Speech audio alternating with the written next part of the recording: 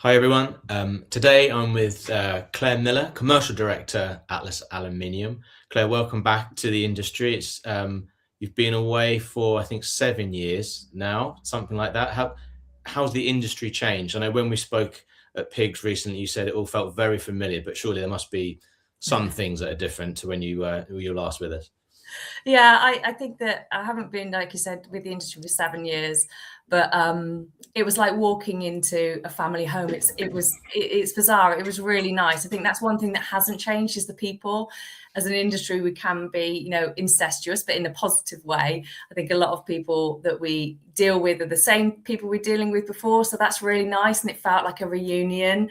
There has been things that have changed, I'd say, and one of them mostly being around aluminium side of things. Aluminium has grown, which is great. I think back in the day when I was with the previous ownership, we were trying to help the PVC installers come into aluminium and helping them to find the differences. And the good thing is that momentum has obviously grown since then, and a lot of people have coming into aluminium and made the change. So the changes that I've also seen is that, as you know, there's been quite a bit of consolidation, M&A, business closures, business startups. So last year there was 330 business closures and 150 new businesses started. Now, some of them may have been, a close down and a reopen, but that does actually give us a sign of some of the amount of businesses in our industry are shrinking.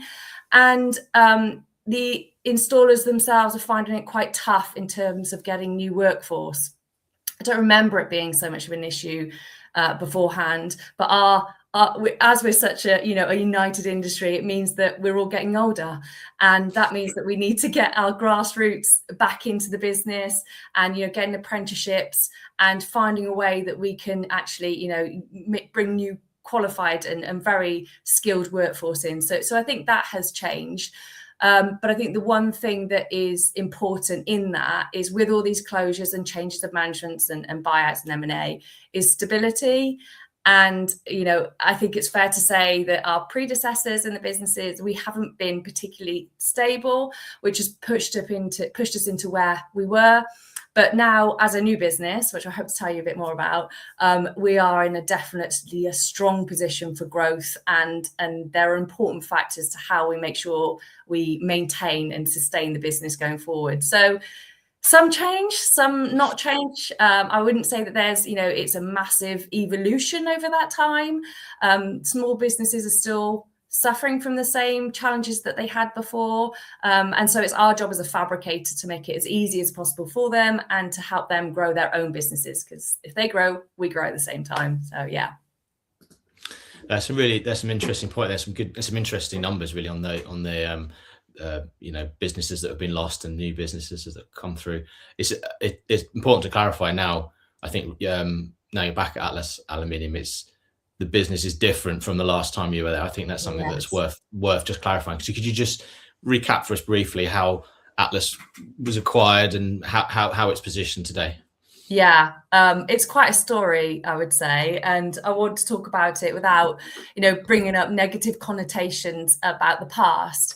It's right to say that Real Aluminium and Atlas Roofs or Glazed Roof Solutions were part of Customade previously, and with the change in that, Atlas Aluminium was formed. So it's the Atlas Glazed Roof Solutions and Real Aluminium, but in a different guise. But it's basically all of the aluminium side of that business was purchased in December 2024 by private investors, who are a phenomenal group of people, actually. And I've been in many businesses where I've been with private investors. I've been with, other management buyouts and private equity. And this just feels very different. So the investors are very much not only financially invested, but also emotionally invested in the business. And at the time where obviously we moved away from Customade, that means that they have had to do a significant job, and we shouldn't underestimate what a turnaround of a business and how to turn around, the effort that has to go into that. And so as Real and Atlas, or it's not Real anymore, it's just all of the aluminium comes under Atlas Aluminium. So when the business was purchased, the management team, including Jamie Newell, who's our CEO, made it everything in their power to be able to go out and see the whites of the eyes of the customer, and to give them faith that actually this business is here to do the right thing for them, and it is not the old business. It's a new, fresh start for Atlas Aluminium. And so they did that, and they travelled around the UK and actually giving reassurance, and the proof of the pudding is in the eating. But I'm pleased to say after kind of 12, 14 months of doing that, we've been able to maintain a phenomenal amount of our customer base, which is, I'm surprised by it, to be perfectly honest, but they have managed to do it. And that's because they really do lead with integrity. And, you know, no business is perfect, but it's actually how you rectify some of those challenges. So we've kept a lot of phenomenal business, size of the business, and also gained new business along the way. So as they've gone in and they've made the good foundations for growth, because that's the important part of this. This isn't a build and flip scenario. This is a maintenance for long-term partnerships with our customers. So we've done that now. That's the last 12 months. I would say that a lot of people may still feel that we're old company because they don't know about us yet. So that's my mission. But phase 2 now is in growth and making sure that actually we're building the foundations, and now we're going into next stage, which is to make sure that we have our own brand identity and we are known for what we feel is right to be known for. So it's different in its own guise. We've got different management in place. Myself is in place. We've got Winston Osborne, who was the technical director. He was with Atlas Roofs for way longer than even I was beforehand. So this is plus 15 years. And we've got myself and Simon Whitehall. So we've got people that have got real passion for the business, but long term. This isn't, as I said, a build and flip. This is here to stay. So it is a new era and a new phase for growth. And hopefully the next 12 months, we can then educate people on who we are and what we do, and kind of let go of that past, which is the important part. Sure, thanks. We'll come back to the perhaps the bit more detail on the growth plans in a sec. But I was just thought perhaps just clarify in terms of some of like the product side of things. I know you, in addition to the well-established Atlas roof system, your Atlas is also the largest supplier of smart aluminium products. So would it be fair to say that as aluminium continues to take market share, one of the main challenges really for fabricators, installers now is to maintain that more premium price point? Aluminium is really kind of almost becoming more into that commodity space and we hear stories about some suppliers really competing on price. So what are your thoughts on that? Yeah, it's so tempting, especially with a turnaround of a business, to try and stack them high, sell them cheap, and get as much revenue coming in, regardless of the kind of profit that we're making. The problem with that is that we won't sustain as a business. And I think we see quite a lot of businesses at the moment who are sadly, and it is very sad because it affects people's lives, but people are in trouble. And what we don't want to do is to build a business that, is getting a lot of, orders in, and then we let the customer down and we aren't maintaining the future because, we didn't make enough to be able to keep the business going. So it's not a race for the bottom. The temptation always is, but we are, not going to go down that route. The important thing for us is to get the right product to the customer with the right service levels, the right people on board, and have those added value things that are going to happen in the future. Hopefully now I'm on board. That comes at a cost to a business, but also we want to make sure that we are still alive.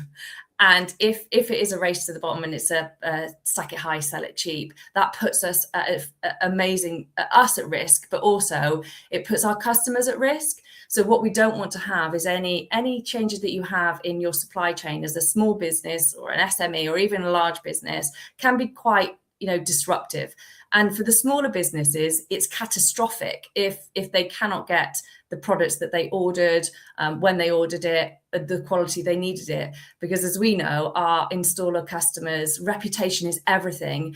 And although some of them may not be active in marketing, it's all about recommendation and reputation. So we don't want to let anybody down. Therefore, we want to make sure we hold our ground and we give a good product at a good price. We value very much the sustainability, and we want to be here in the future. And that's why we really are holding ourselves, because we feel that actually the products that we have are good value and they are made very well. Of course, you can get cheaper products, for less. That comes sometimes at a cost. And as a small business, having run small businesses myself, it's not really a cost that I would put into my business. I think I'd rather have stability in a long-term partnership. And so that's why it's hard when everybody else and the market is getting harder and we're all getting squeezed. As a fabricator, we actually sit in the middle. So we've got our systems house, so we've got us in the middle, and then we've got our installers, our tray counters. Being in the middle means we're even more squeezed. But if we sell it at a margin that means that we can't as well be here in the future, nobody's going to win from this situation. So as the largest fabricator, as you said, of the smart system, we believe that it's a really good system and one that we have a great relationship to be able to have more product development in the future and to see how we can expand on our product portfolio and product categories to be able to serve the right people at the right price points. So yeah, no racing to that bottom, please. No, that's some interesting points, I think, especially, I wonder whether we hear more about the value really of quality and of service and product, really, if for long-term growth, that's got to be the priority over price. But just in terms of future growth, with you joining the business, you mentioned Simon Whitehall coming back in, some others to oversee production, quality control. It feels like now there's some momentum behind Atlas Aluminium. It feels like you're kind of gearing up for a new phase of growth. I know you've spoken a lot about some of that. Is there anything particular, really? What are we going to see in the sort of short to medium term plans for the future, and how Atlas Aluminium is going to be positioned? Yeah, I think that, like I said before, you shouldn't underestimate the challenges that come with a turnaround. So as I said, the last 12 months was stabilizing and making sure we've got the right business, the right position. Now is the time to push that button on growth. So Simon has come in, I've come in as well, which is testament, I think, to the fact that I wouldn't have stepped in, in how it was before. But now the passion and the great culture that we have as a business means that it's in the right position. So Simon is there to make sure that when the demand comes in, we still retain a very good quality product that comes out of the factory. And the growth plans really are, the first phase is that we still have quite a job to do to let people know who we are as Atlas Aluminium. That's very basic, but I think that it's true. Having a legacy that isn't so positive is a really hard ship to turn around. So that is the one thing that, these types of conversations are very important to me, to give to give an understanding of who we are, what we do. We aren't just roofs, because some people might see the Atlas and think, oh, that's the glazed roof business, which it is, because they had a great legacy. Atlas is still a phenomenal product, but we're more than just glazed roofs now. We're all aluminium products. So it's getting it out there and letting people know that that's what we do. The other part is to make sure that also they know why they should be working with us. So these are quite basic elements, I'd say, of growth plans, but it is important, because trust in our industry is everything. It's a very much a relationship-based industry, and we have to now rectify some of the challenges of the past. So it's building the brand, understanding who we are and what we do, and then from there I've got some great ideas of how we can further support our customers going forwards.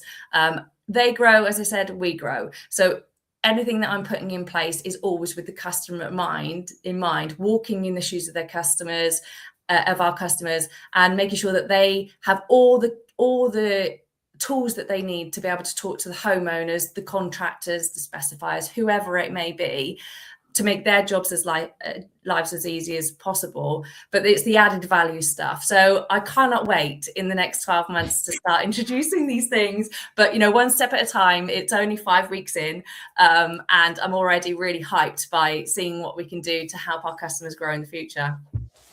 No, it sounds really interesting. He tells a lot of energy, I think, behind the scenes at Atlas. It's also worth mentioning, I think, that I know yourself and others have sort of are back on board, but there's a big proportion of the workforce still that have been with the business for a long time, quite a few over 10 years. Is that right? And that's a real sense of camaraderie, and also there's that experience for the business. That I think that's worth highlighting, some of those long-term people. I couldn't believe when I walked in the door how many people were still there, not in a negative way, but it's phenomenal that they have gone through so many journeys of change over that 30. One of our longest services is 36 years, so that's how long the old co had gone through its paces. But it does mean that they're in it for a reason. First of all, is that they really respect each other, and we've got a really good culture between themselves. They've also care for the quality, so the experience that they've got during that time is you can't buy that type of experience. They support each other, and it means that we have got a workforce also that's multi-skilled. So because we have done obviously the windows, the doors, the roofs, it means that because the workforce now are working so closely together, we can, if for example demand raises in one area of the business, we can move that workforce into that area. So unlike other businesses which may need to do short-term labor spikes with potentially not so experienced workforce, we are able to adapt our business very well because we have total trust that actually they've worked for us for a very long time. So yeah, 28% of our business are over 10 years. And it's just really not, that's what I mean. It's like coming home. It's bizarre, but it feels right. And there's so much energy in the business to get this right. And you'll feel that when you meet any of our sales teams or our colleagues or customer services, they truly have such great, integrity, but also they're really authentic. And this is not probably where the businesses that since we moved away from has maybe been in the past. So it means that we lead with our heart, but also we care about our customers a lot. Brilliant. Thanks, Claire. It's been really interesting to talk to you. Thanks so much for your time, and we'll really look forward to seeing how Atlas Aluminium develops and grows over the next year and into the future. Thanks very much. Absolutely. Thank you, Luke.